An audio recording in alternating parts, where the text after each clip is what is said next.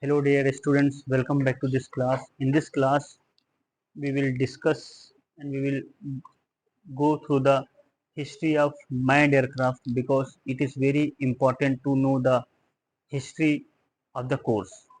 So since this course is all about design of aircraft, which is both, I will design the unmanned aircraft as well as a manned aircraft. So in this class, we will discuss the history of manned aircraft, and in the next class, we will discuss the history of the unmanned aircraft. And why the history is important, because history will tell you the direction of the future. History will tell you what so far we have done, and history will always give the motivation what things need to be done. Okay, so that is why it is very important to cover the history of the course. So as far as the manned aircraft is concerned, in a early beginning of the aviation, there was concept design phase was going on, although no flight has been made and not conducted, but the concept, methodology, sketch and all this was going on. And in 18th century, the first hot air balloon flight was conducted by the Montgolfier brothers in Paris. The first flight was not the aircraft; it was actually hot air balloon. Okay. So from that motivation, the research was keep going on, and then in 19th century, Sir George Cayley, who is also called father of aviation, who investigated the uh, curved surface will produce more lift, and he also identified the four basic forces by which aircraft can navigate from one place to another, which is lift, weight, thrust and drag. And also he is the first person who designed the glider, and that glider has successfully carried the man, and history has been made. Now up to this, the research was going on, and in in 19th century only so many glider has been made and successful flighters has been conducted. But and the person behind this making so many glider is Otto Lilienth.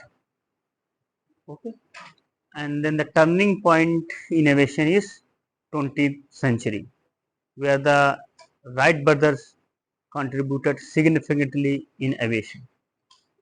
So you can see this aircraft, you can see biplane type of configuration, where you can see pilot is lying down the on a wing. And I must say one thing, this pic I personally clicked when I visited Washington during my postdoctoral study in USA. So I was very happy that day when I clicked this photo. Okay, the this uh, model is placed in Smithsonian National Aerospace Museum, Washington. So you can see how intelligent they are, the Wright brothers. So first they have made this model, and you know that if you made the model, you have to control also, right? If you want to go from one place to another place, okay. So and if you have aircraft, you need a pitching motion, rolling motion, yawing motion, and forward, okay, motion. So in forward motion is achieved by the gasoline engine, and the pitching motion is achieved by placing the surface front of wing, commonly today known as a canard configuration. By deflecting this, he achieves the they achieve the pitching motion. And for yawing motion, they have placed the rudder at the rear. And that time they were not much knowing about the concept of aileron and all, but how beautifully they have used, they have twisted the complete wing to in order to achieve the roll motion. And they have seen that key, if I lie down on the wing, the engine will take less power. So that means by doing this configuration, by doing this, they can actually reduce the drag. Okay. So now they are well intelligent to understand the lift and drag and how to utilize the same. Okay. So as I said that the aircraft or the flying machine that is operated by the pilot or human sitting inside the cockpit and controlling the things, navigating from one place to the other place, it's called the manned aircraft. Okay. So the navigation, the manned aircraft can be used for variety of purposes, including the private flight, okay, commercial flight, and of course military purposes.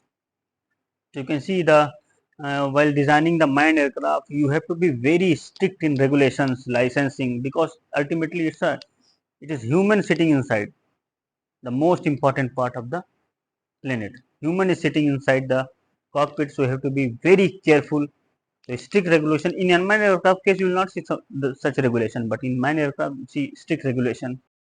As I said, the example is commercial airlines, fighter jets, helicopters. Human pilot will be on board, and purpose is passenger transport, cargo, military missions. And the design is complex; it is not easy. The design of wing, design of fuselage, landing gear, because everywhere the safety is required. So many tests is required. So many tests run you have to perform, and you have to get the certified. And this is not individual sub component, takes years to develop, years to test, and finally get certified. For example, like a control system, it takes 10 years, 20 years to develop and testing, and then finally getting the certificate. And if changing one thing, it is not allowed to change. If the things is working fine, even if you do have some kind of very good research, but in order to incorporate the thing, there is so many phases are required. So as I said about the right flyer, so it has been successfully, they have flown the flight at Kitty Hawk, North Carolina. It is a continuous, it is the first controlled continuous flight in powered heavier than the air. Okay. Aircraft, that means what I said, a hot air balloon, right? Whatever things are flying in the air, it is aircraft only. Okay.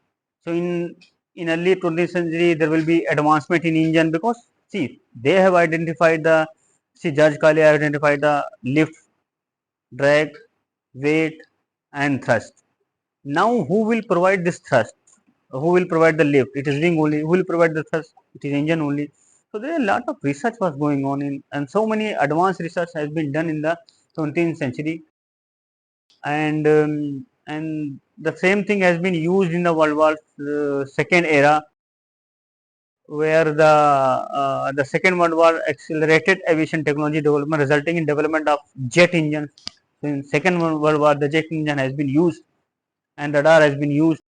So there is an iconic aircraft which is BF-109, B certainly flying. That kind of aircraft has been used in World War when the uh, research has research advancement has been made in terms of improving the engine efficiency, wing characteristics, all these things. Okay. And now in 1950 to 1960, more efficient aircraft such as Boeing 707 and the Concorde.